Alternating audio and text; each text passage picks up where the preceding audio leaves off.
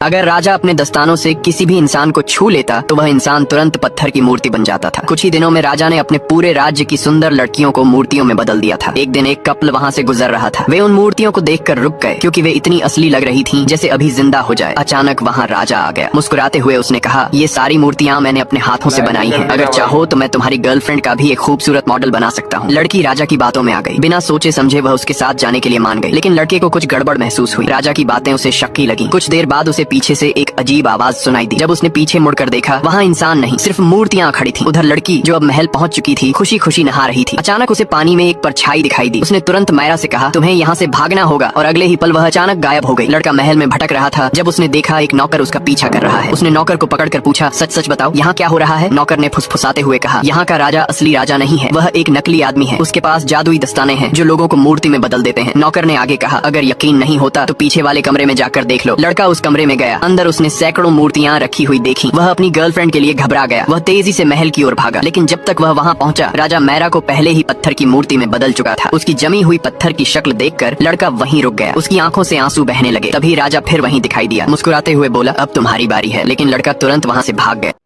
Video अच्छी लगी हो तो दोस्तों कमेंट करें, फॉलो कर दें और लाइक कर दें। धन्यवाद।